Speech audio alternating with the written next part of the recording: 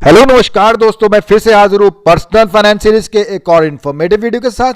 और आज के वीडियो का टॉपिक है बंधन बैंक पर्सनल लोन स्कीम। तो दोस्तों, जैसा कि आप स्क्रीन पे देख पा रहे हैं, हम ऑलमोस्ट जो मेजर बैंक्स हैं, चाहे वो पब्लिक सेक्टर बैंक्स हों, जिनको आप गवर्नमेंट सेक्टर बैंक्स भी कहते हैं, या प्राइवेट सेक्टर बैंक्स हों, उनकी पर्सनल लोन स्कीम से ऑलरेडी वीडियोस बना चुके हैं।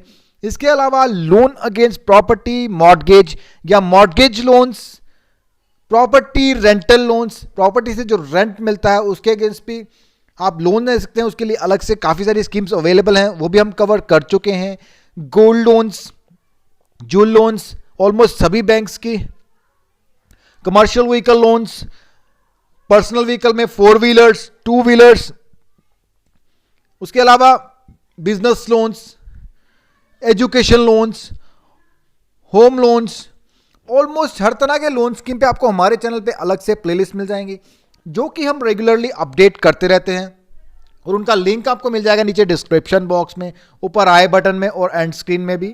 इसके अलावा और भी बहुत सारे इन्फॉर्मेटिव वीडियोस हैं जो आप हमारे चैनल पे विजिट करके देख सकते हैं। और आज की वीडियो में बात करेंगे बंधन बैंक पर्सनल लोन स्कीम के बारे में। क्या एलिजिबिलिटी क्राइटेरिया रहेगा, क्या प्रोसेस रहेगा, मैक्सिमम कितना लोन मिलेगा, डॉक्यूमेंटेशन क्या क्या ली जाएगी, इंटरेस्ट रेट क्या चार्ज किया जाएगा, और इसके अलावा आपसे क्या क्या चार्जेस लिए जाएंगे। मैं हूं आपका दोस्त रोहित, स्वागत करता हूं आप सबका टेकी पंडित में, और जुड़ रहे हमारे साथ और भी ऐसे इंफॉर्मेशनल वीडियोस के लिए। तो आइए स्टार्ट करते हैं आज का ये वीडियो।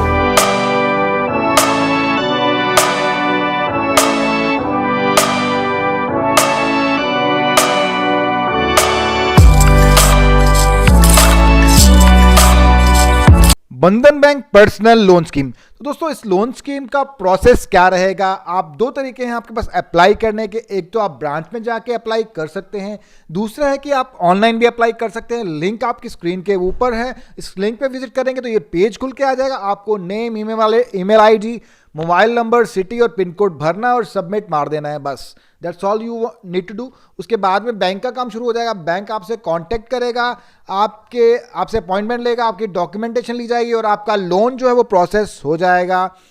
तो लोन चाहे आप ऑनलाइन अप्लाई करें या ऑफलाइन, बाकी सारी चीज़ें सेम रहने वाली हैं। Documentation, eligibility criteria, interest rate, margin, security, ये सारी चीज़ें सेम रहने वाली हैं। तो आइए हम इन्हीं चीज़ों को आगे डिस्कस करेंगे। तो सबसे पहले पर्पज़ की बात करेंगे।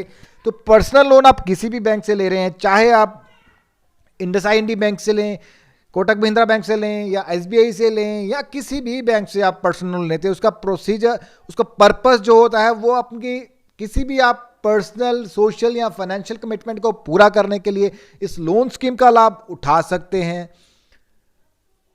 चाहे आपकी कोई मेडिकल इमरजेंसी है, कि होम रेनोवेशन के लिए चाहिए, एजुकेशन के लिए चाहिए, ट्रैवलिंग के लिए चाहिए, हॉलीडेज के लिए चाहिए, या आप क्रेडिट कार्ड में फंस गए हैं, क्रेडिट कार्ड का बहुत एक्सेसिव बिल है और आपकी सिबिल खराब हो रही है उससे, तो आप उसको पे ऑफ करने के लिए भी इस लोन स्कीम का लाभ उठा सकते हैं। उस क्रेडिट कार्ड का आउटस्टैंडिंग पे ऑफ करने के बाद अगर आप इस लोन को प्रॉपरली चुकाते हैं तो आपका सिबिल इमीडिएटली ठीक हो जाता है। उसके अलावा आप इस लोन को, अगर आपने कोई अनसिक्योर्ड लोन लेकर रखा है, किसी से पैसा उठा के रखा है, तो बहुत ज़्यादा एक्सेसिव रेट ऑफ इंटरेस्ट आप उस पर भर रहे हैं, आप उसको चुकाने के लिए भी इस लोन स्कीम का लाभ उठा सकते हैं।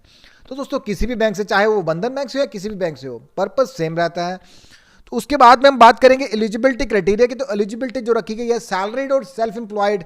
बंधन बैंक से अगर आप पर्सनल लोन ले रहे हैं, चाहे आप सैलरीड हैं या सेल्फ एम्प्लॉयड हैं, आप इस लोन स्कीम के लिए एलिजिबल हैं। तो कम से कम एज क्राइटेरिया जो रखा गया है, सैलरीड के लिए 21 ईयर्स है और नॉन सैलरीड के लिए मिनिमम जो है वो 23 ईयर्स है। तो प्रोफेशन के हिसाब से एज क्राइटेरिया चेंज हो रहा है। तो minimum age for salaried 21, non salaried अगर आप हैं तो 23 ईयर्स है। तो maximum age on loan maturity जो रखी गई है वो 60 ईयर्स है।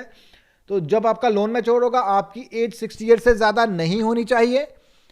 और अगर आपका जो रिलेशनशिप है बैंक के साथ, वो कम से कम 6 महीने का रिलेशनशिप, एटलीस्ट लास्ट 6 मंथ से आपका कोई रिलेशनशिप बैंक का होना चाहिए।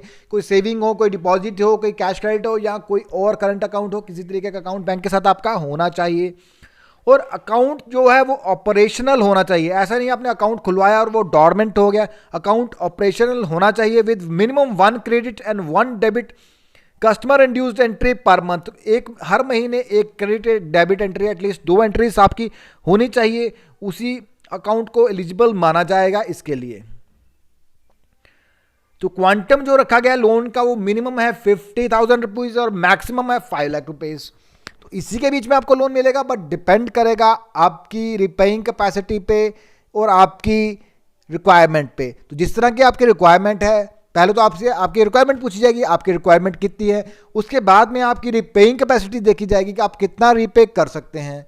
मोस्टली जो आरबीआई का नॉर्म है वो 50% आपकी टेक होम पे रहती है, तो आपका जितना भी सैलरी रहता है 40 to 50% सेफ आपके घर पे जाना चाहिए, उसको बैंक टच नहीं करता, चाहे वो सैलरी है ना नॉन सैलरीड है। तो 40 to 50% को पार्ट को बैंक टच नहीं करेगा, और बाकी का जो पार्ट रहेगा उसी में से आपकी इस लोन की और अदर कोई लोन है तो उनकी ईएमआईज डिडक्ट की जाएंगी, और वो डिपेंड करेगा आपकी इनकम पे कि आपको कितना लोन मिलने वाला है, और जो कैप है मैक्सिमम 5 लाख का है। और डॉक्यूमेंटेशन की बात करेंगे तो डॉक्यूमेंटेशन सबसे पहले आपको देना होगा अपना केवाईसी में आपका एड्रेस प्रूफ जैसे कि passport, pipe gas connection bill, electricity bill, landline telephone bill, water connection bill या कोई भी वैलिड एड्रेस प्रूफ। उसके बाद में आपको देना होगा अपना आईडी प्रूफ जैसे कि PAN card, voter card, driving licence. But दोस्तों पैन कार्ड जो है वो मैंडेटरी है, क्योंकि पैन कार्ड से आपका सिबिल रिपोर्ट जनरेट किया जाता है, और सिबिल रिपोर्ट पे डिपेंड करता है कि आपको लोन मिलेगा या नहीं मिलेगा, क्योंकि आपके सिबिल रिपोर्ट में आपकी पूरी क्रेडिट हिस्ट्री रिफ्लेक्ट करती है। अगर आपने किसी लोन में कोई डिफॉल्ट किया है या कोई एनपी है तो कोई भी बैंक आपको कोई भी लोन नहीं देगा, और अगर आपका सिबिल स्कोर थोड़ा लो है तो आपको ज़्यादा इंटरेस्ट रेट भरना पड़ सकता है, और अगर आपका सिबिल स्कोर बहुत ही अच्छा है, फॉर एग्जांपल 700 एंड अबव या 750 एंड अबव, तो आपको काफ़ी अट्रैक्टिव रेट्स ऑफर किए जाते हैं बैंक्स के द्वारा। उसके बाद में आपको देना होगा लास्ट 6 मंथ्स की बैंक स्टेटमेंट अपने सैलरी अकाउंट की, अगर आप सैलरीड हैं। अगर आप नॉन सैलरीड हैं तो आपको अपने बिजनेस का सैलरी, अपने बिजनेस अकाउंट का और अपने एक सेविंग अकाउंट का स्टेटमेंट देना होगा। उसके अलावा नॉन सैलरीड के लिए इनकम प्रूफ जो रहेगा वो रहेगा उनकी लास्ट 3 ईयर्स की इनकम टैक्स रिटर्न्स, तो उनकी आईटीआर ही उनका प्रूफ माना जाएगा। उसके अलावा उनको ऑडिटेड बैलेंस शीट और प्रॉफिट एंड लॉस की कॉपी भी देनी होगी, और बैंक स्टेटमेंट। तो ये डॉक्यूमेंटेशन यूनिवर्सल है, आप इस डॉक्यूमेंटेशन को लेके किसी भी बैंक के पास चले जाएंगे पर्सनल लोन के लिए तो शायद कोई भी बैंक आपको डॉक्यूमेंटेशन के बेसिस पे आपको कम नहीं बोलेगा। ये डॉक्यूमेंटेशन यूनिवर्सली एप्लीकेबल है सभी बैंक्स में, बट फिर भी हम अलग से हर एक बैंक की स्कीम्स पे वीडियोस बना चुके हैं, आप एक बार उन वीडियोस को जरूर देख लें ताकि आप इनमें से बेस्ट स्कीम का चुनाव कर पाएं। और इंटरेस्ट रेट जो चार्ज किया जा रहा है बैंक के द्वारा ये टोटली डिपेंड करेगा आपकी प्रोफाइल के ऊपर, आपकी सिबिल के ऊपर, आपके इनकम सोर्स के ऊपर। ये सारी चीजें असेस करने के बाद बैंक डिसाइड करेगा कि आपको क्या इंटरेस्ट रेट चार्ज किया जाएगा। ये रेंज दिया गया है 15 to 16.18%, तो इसी के बीच में कुछ आपको चार्ज किया जाएगा, बट ये डिपेंड करेगा आपके प्रोफाइल पे, आपके सिबिल स्कोर पे, आपके इनकम सोर्स पे। तो rates are always subject to change. आप जब भी लोन लें लेटेस्ट रेट जो आप बैंक की वेबसाइट से कंफर्म कर लें, या बैंक में जाके भी आप पूछ सकते हैं। तो रीपेमेंट पीरियड जो रखा गया वो 12 months to 36 months without any moratorium period. तो मैक्सिमम 36 मंथ्स है, मिनिमम 12 मंथ्स है, इसमें कोई भी मॉरेटोरियम या हॉलीडे पीरियड आपको नहीं दिया जाता। यूजुअली हॉलीडे पीरियड जो आपको एजुकेशन लोन या होम लोन्स में दिया जाता है, और हॉलीडे पीरियड के दौरान आपको ईएमआई की एक तरह से छूट होती है, आपको खाली इंटरेस्ट सर्व करना होता है, बट पर्सनल लोन में कोई भी हॉलीडे पीरियड नहीं होगा। From the very first month आपकी ईएमआई स्टार्ट हो जाएगी। डिसबर्समेंट की बात करें तो आपका जितना भी लोन सैंक्शन किया जाएगा सारा का सारा अमाउंट आपके सेविंग में ट्रांसफर कर दिया जाएगा। बाद में ये आपकी डिस्क्रिप्शन रहेगी कि आप इस पैसे को किस तरह से यूज करते हैं, ये टोटली आपकी डिस्क्रिप्शन रहेगी। पर्सनल लोन के लिए किसी तरह का कोई भी मार्जिन रिक्वायरमेंट्स नहीं रहते हैं, तो कोई भी मार्जिन आपको रखने की जरूरत नहीं है। तो चार्जेस की बात करें तो loan processing charges up to 1% of the loan amount आपको प्रोसेसिंग चार्जेस देने होंगे। और अगर आप लोन को फोरक्लोज करना चाहते हैं, टाइम से पहले खत्म करना चाहते हैं, तो 12 मंथ्स तक तो आप 12 मंथ्स से पहले अगर लेस देन 12 मंथ्स, अगर 12 मंथ से पहले करेंगे तो 4%, उसके बाद करेंगे तो 2% ऑफ द प्रिंसिपल आउटस्टैंडिंग आपको पे करना होगा। इसके अलावा भी अगर आपकी स्टेट में कोई स्टैंप ड्यूटी एप्लीकेबल है तो वो भी आपको पे करनी पड़ सकती है।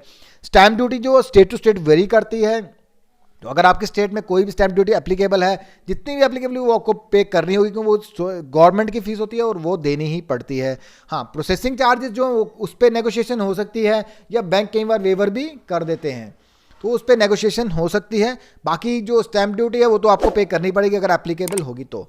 दोस्तों ये था बंधन बैंक पर्सनल लोन स्कीम। कैसा लगा आपको आज का ये वीडियो? कमेंट बॉक्स में कमेंट करके जरूर बताएं। अगर आपको ये वीडियो पसंद आए तो वीडियो को लाइक करें, चैनल को सब्सक्राइब करें और वीडियो को शेयर करें। Thank you for watching.